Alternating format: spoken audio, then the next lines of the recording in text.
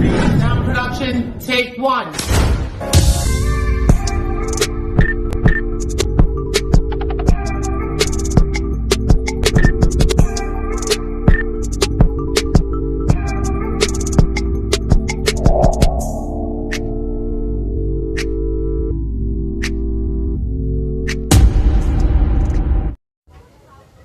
Hello everyone, this is Joe Official TV. So guys, gagawa tayo ngayon ng mashed potato with chicken pop. So ayan na, ilaga ko na yung ating patatas, naluto ko na. So ang kailangan pala natin dito ngayon ay boiled patatas. Pagkatapos, lagyan natin, pag naluto na siya ay i-mash na natin. So, lalagyan natin ng black pepper, salt, butter, mozzarella, and then parsley. So, paghaluin lang natin ng maigi hanggang sa ma-mix natin lahat. Ma-mix natin lahat yung ating mixture. So, ayan. Umpisahan ko siya i-mash. Pero, pwede nyo ring gamitan ng pwede nyo ring yung direkta na lang sa paglutong-luto kasi yung patatas. Pwede nyo naman siyang durugin na gamit yung kamay nyo. Pero, ako kasi dahil mainit yan, gamit ko yung pang-mash natin. So, ganyan lang. Mix lang natin. So, nilagyan ko na siya ng lahat. Nilagay ko na asin. Yan, konting asin. Depende sa inyo kung gaano karami ilagay yung asin na hindi naman maalat. Sa akin kasi kunti lang siya dahil bawal sa amo ko ang maalat. So, meron siyang mozzarella cheese. So, ganyan lang. Pinakahuli nating ilagay yung ating parsley na ginayat natin sa maliliit. So, yung aking chicken pop ay naiprito ko na rin. Na-deep fry ko na rin siya, yung ating chicken pop. So, ayan, para medyo, ayan, malamig na kasi, kaya ginamit ko na yung aking mga kamay. Para mahalo ng husto. Ma-mix natin ng husto. At bago natin siya gawing balls na may na palamanan natin ng ating chicken pop. So, kay mag-alala guys, ilagay ko sa description box yung ating mga ingredients. Or simple lang naman yan, patatas lang yan at saka yung ating chicken pop. So, gumamit ako ng ice cream scoop. Yan. So, kuha lang kayo ng para pareho yung size. Kuha lang ng isang scoop ng patatas. Mash patatas. Tapos, ilagay ang chicken pop. Tapos, bilogin natin. So, tapusin ko muna ito ng pagbilog at paglagay ng palaman. Then, sa pakita sa inyo ang next.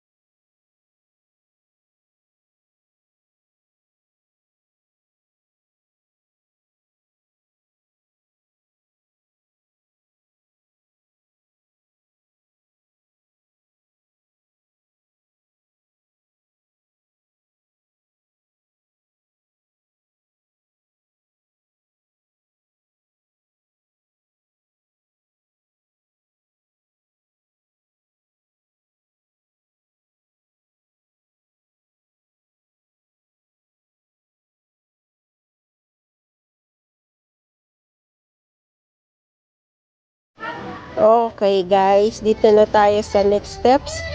Tapos na natin nabilog lahat, napalamanan lahat. So, meron ako ditong itlog at saka harina. So, una, ilagay muna natin sa flour. And then, saka natin ilagay sa itlog, scrambled egg. Pagkatapos, saka natin ilagay sa breadcrumbs. Yun. Lagay natin siya sa breadcrumbs. So, ganun lang guys hanggang sa matapos.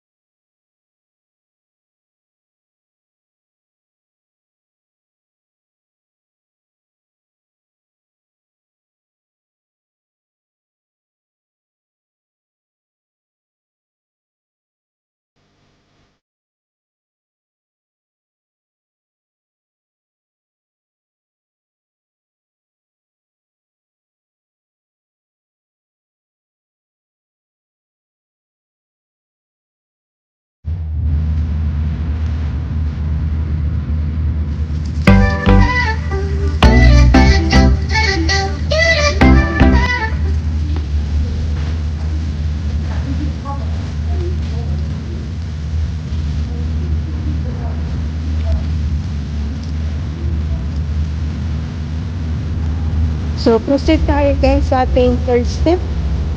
Ayan.